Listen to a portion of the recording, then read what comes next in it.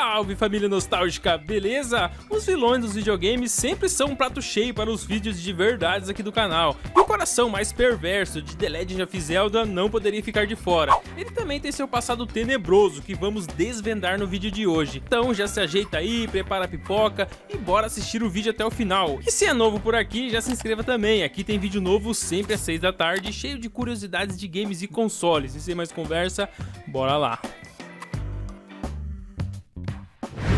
Número 1. Significado do nome Ganondorf. O passado do vilão é tão obscuro quanto seu coração cheio de maldades. Sabe-se que Ganondorf nasceu como um membro dos Gerudos, como o único ser masculino a nascer em 100 anos, e assim ele foi transformado em Rei dos Gerudos, ou no Guardião do Deserto, dependendo do jogo que você estiver jogando. Ele originalmente era conhecido como Hakai, durante o desenvolvimento do jogo original, e esse nome é referência a um personagem porco humanoide, conhecido como Cho Hakai em japonês. Esse nome estranho foi retirado de um romance chinês lá do século XVI.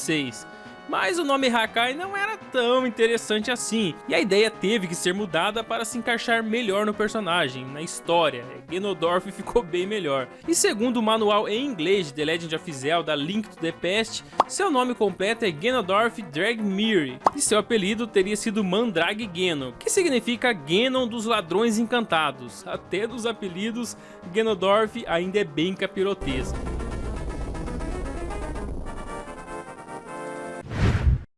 Número 2. Risada sombria de Ganon.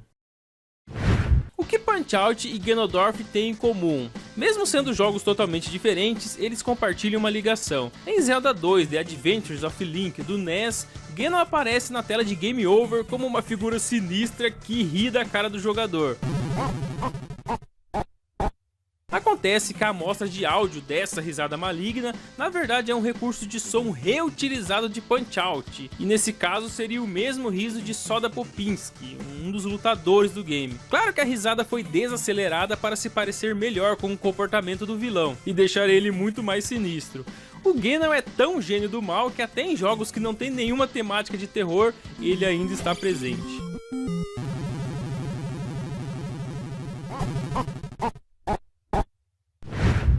Número 3. O Gigante Ganon. Em Ocarina of Time, Ganon novamente faz sua aparição maligna e manda e desmanda do jeito que bem entende. Lá ele tem um pouco mais de 2 metros de altura. Sabendo disso, em um artigo da revista Nintendo Power, tem uma entrevista com Yoshiaki Koizumi, um dos figurões da Nintendo, responsável por Super Mario Galaxy, por exemplo, e tantos outros games. E nos anos 90, Yoshiaki também trabalhou como designer de personagens em Ocarina of Time, e afirmou que eles estavam brincando com a ideia que Ganon fosse uma criatura tão enorme, mas tão enorme, que seria necessário que Link escalasse seu corpo, muito parecido com o que acontece em Shadow of the Colossus, por exemplo. Os jogadores teriam que atacar um Ganon gigante, bem gigante mesmo. Essa ideia foi mais tarde descartada antes da finalização, porque o Nintendo 64 não tinha o poder para entregar essa ideia, não com um desempenho satisfatório pelo menos. Isso foi em 1998, hoje em dia com os videogames mais avançados, seria uma ideia muito válida.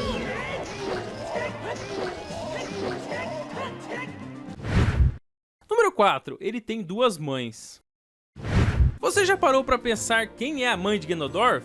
Na verdade, o feioso tem 2 mães, e ambas são bruxas de 400 anos de idade, conhecidas como Koume e Kotake. Aposto que você já ouviu falar delas, já que de tempos em tempos, a dupla aparece para deixar a vida do Link ainda mais complicada. Essas bruxas não só secretamente lideram a tribo Gerudo, mas também se fundem para formar a Twin Rova, que você é obrigado a enfrentar no Templo do Espírito de Ocarina of Time. No passado, essas 2 bruxas também se fundiram para carregar e dar à luz a Ganondorf. Só não sabemos quem é o pai do Ganondorf, quem foi o corajoso a encarar essa feiosa, já que Koume e Kotake são Gerudos e são conhecidos por ser uma raça de fêmeas. O pai do vilão pode ser um dos Gerudos, daqueles que nascem a cada 100 anos, ou pode ser outra espécie, já que as bruxas têm a fama de arrumar uns namorados de vez em quando.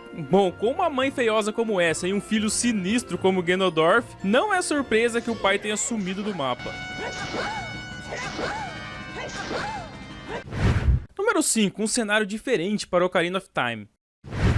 Falando em Ocarina of Time, durante os primeiros estágios de desenvolvimento, Shigeru Miyamoto era cético em relação ao poder gráfico do Nintendo 64. Ele até queria criar um jogo 3D de Zelda completo, mas não tinha muita certeza se o console da Nintendo seria capaz de comportar essa ideia. Então, Miyamoto teve a ideia de que todo jogo, tudo acontecesse somente dentro do castelo de Ganondorf, reduzindo todo o mapa gigante do game. Ele queria deixar tudo mais leve e mais gerenciável para os desenvolvedores. Além disso, ele queria que o Link pulasse em pinturas na parede para entrar em diferentes áreas do jogo, assim como acontece em Super Mario 64. Mas sair do castelo do Ganondorf, Link não sairia. Nesse cenário, Ganondorf dominaria o local e sempre estaria na cola do Link, tipo o Nemesis em cima da Jill, apareceria o tempo todo.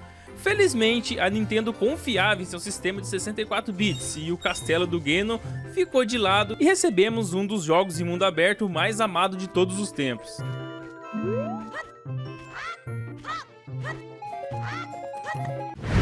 Número 6. Ganondorf já saiu vitorioso. Como todos sabemos, The Legend of Zelda Ocarina of Time é uma história que Link viaja no tempo para alterar o presente, por isso sempre causou confusão na linha do tempo do game. Até que um livro com a história de Hyrule foi lançado pela Nintendo para comemorar o 25º aniversário de The Legend of Zelda, e lá a linha do tempo foi dividida em 3 linhas diferentes nos eventos de Ocarina of Time. Em 2 linhas do tempo, Ganon é derrotado normalmente, assim como esperamos, e tem um final feliz. Mas na terceira linha do tempo, o herói é derrotado e Ganondorf saiu vitorioso. Sempre imaginamos que o herói vencerá o mal e o vilão morre no final. Só que numa realidade alternativa, Link se esforçou por nada e o mal venceu o bem.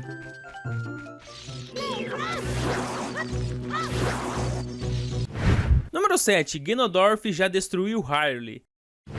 Muito tempo depois dos eventos de Ocarina of Time, o selo dos 7 sábios enfraqueceu, Ganondorf conseguiu escapar de sua prisão e saiu logo com a missão de conseguir a Triforce novamente e causar estragos na Terra, sempre a mesma história, né? E na época não tinha o herói Link para resolver o BO, e o rei de Hyrule também não deu conta de combater o mal. Aí foi preciso que 3 deusas douradas levassem o povo para o topo das montanhas mais altas de Hyrule e depois causassem uma chuva tão intensa que inundou a maior parte da cidade, deixando apenas os picos das montanhas como terra seca. E esse é o cenário conhecido como Hyrule, que navegamos em Wind Waker. Nos games, os vilões são os que mais perdem, mas no caso de Ganondorf, ele tá saindo vitorioso vezes demais pro meu gosto.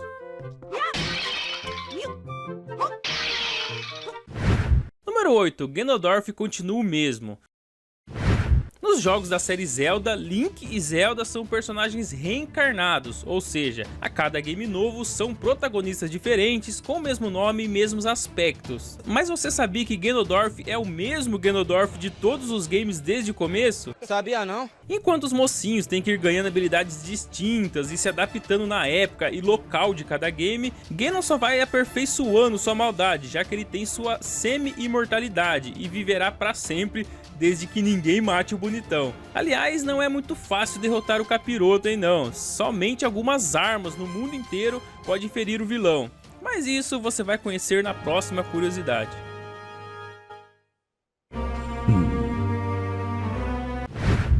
As poucas chances de matar Ganondorf. A Triforce do Poder, que esteve em posse de Ganondorf muitas vezes, concedeu a ele a semi-imortalidade, e assim Link só pode derrotar o monstro se usar a própria Triforce, a Espada Mestra, ou também conhecida como Master Sword, as flechas de prata, a Espada Quádrupla e as flechas de luz. Essas armas podem derrotar até mesmo a transformação mais poderosa do vilão, o Ganon, que sempre parece um porco gigantesco e é bem mais forte que sua aparência normal. Então fica a dica, se você quer ser um herói de Hyrule algum dia, tenha em mãos pelo menos uma dessas armas, senão, mais uma vez, o vilão sairá vitorioso na série.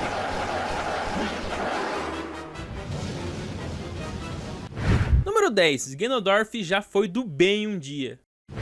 Ganondorf vem da tribo Gerudo, um grupo de pessoas que vivem no deserto. Agora, ao longo dos jogos, os Gerudos são vistos como um povo ruim, muitas vezes referidos como ladrões e pessoas violentas que não são confiáveis. Mas nem sempre foi assim. Em Wind Waker, Ganondorf fala que o que ele realmente queria fazer era trazer o seu povo do deserto para os campos verdejantes de Hyrule. Ele queria uma vida melhor para o seu povo. Em Ocarina of Time, Ganondorf prometeu fidelidade ao rei de Hyrule, provavelmente como meio de ajudar seu povo. No início ele não era tão mal assim, pelo menos com o povo dele ele tinha um coração bom, tinha intenções boas. Mas a sede de poder e destruição acabou corrompendo seu coração, e hoje em dia ele não liga se é Gerudo, se é o Karin que mora logo ali, ele sai atropelando todo mundo a toda hora.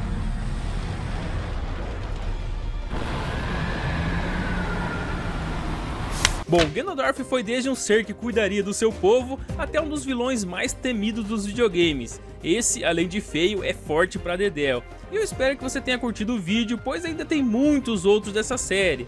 Fora os que já saíram, né, que eu já contei verdades obscuras de outros personagens. Vou estar deixando o card aí no final do vídeo pra você que não assistiu ainda. Muito obrigado a todos vocês que sempre assistem os vídeos do Nostalgia dos Games e apoiadores que estão dando aquela força usando o Apoia-se, e aos patrocinadores do canal também, que fazem aquela contribuição mensal. Esses são heróis do canal. Tamo junto, galera. Valeu mesmo.